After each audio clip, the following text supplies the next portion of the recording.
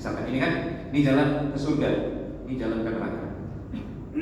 Dia tidak mau memilih jalan surga karena jalan surga itu kan banyak durinya, dilingkupi oleh hal-hal yang tidak disukai oleh hawa nafsu. Dia tidak mau pilih itu. Kenapa sejak awal dia tidak mengatakan, oh saya pilih jalan menuju surga, ini takdir Allah? Kenapa dia tidak berdalil dengan itu terkait amal soleh? Kenapa justru ketika bermaksiat dia berdalil dengan takdir Allah? Ini menunjukkan bahwasanya ini pendalilan hawa nafsu. Jelas ya? Kenapa dia tidak mengatakan, oh saya akan memilih untuk taat, saya memilih untuk sholat? Itu takdir Allah Subhanahu wa ta'ala. Tapi kan tidak ada orang berdalil seperti itu dengan takdir Allah terkait amal soleh yang dia lakukan. Padahal memang benar, setiap amal soleh yang bisa kita lakukan itu karena taufik dari Allah Subhanahu wa ta'ala. Tidak ada orang yang berdalil seperti itu. Ini menunjukkan bahwasanya pendalilan dia bersebelah pendalilan hawa nafsu. Mau enaknya saja, mau yang sesuai dengan hawa nafsu, kemudian menyalahkan takdir Allah Subhanahu wa ta'ala. Enak kan?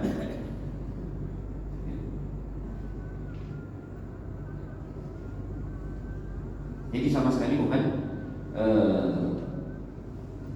argumen yang ilmiah. Kemudian berikutnya yang ke berapa tadi? Yang ketujuh, argumentasi mereka, pendalilan mereka dengan takdir ini pendalilan yang tanaqud, kontradiktif dan tidak konsisten. Buktinya, dia kalau lapar ketika atau haus, apakah dia mengatakan, oh saya tidak akan makan, saya tidak akan minum, ya, kalau saya ditakdirkan oleh Allah akan kenyang, saya akan kenyang, saya akan terbebas dari kehausan, walaupun saya tidak makan, walaupun saya tidak minum? Ada nggak dia berkata seperti itu? Enggak kan?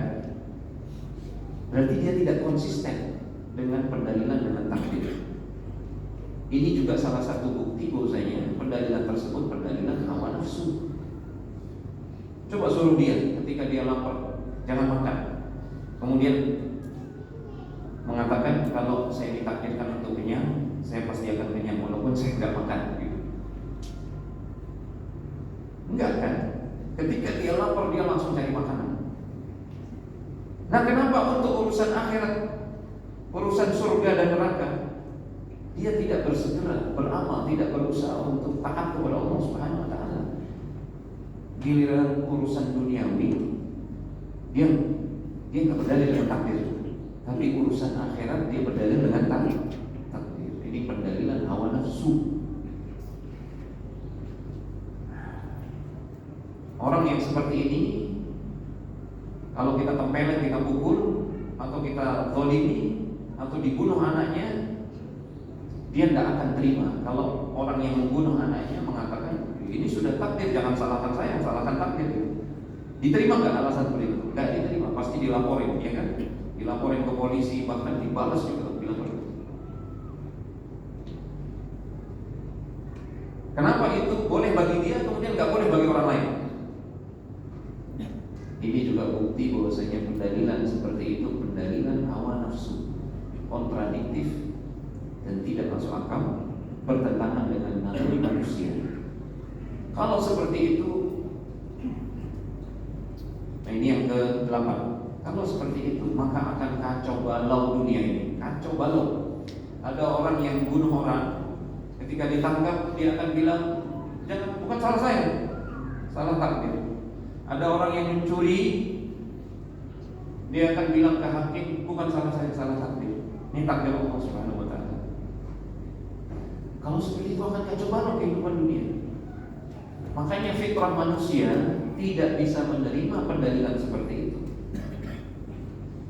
Di seluruh dunia, baik yang mukmin maupun kafir, kalau ada orang bersalah, kemudian dia berdalil dengan takdir itu sudah ketentuan yang maha kuasa, tetap aja di penjara, ya kan?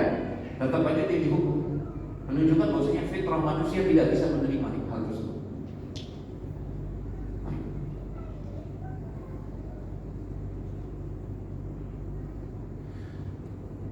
Kemudian yang terakhir,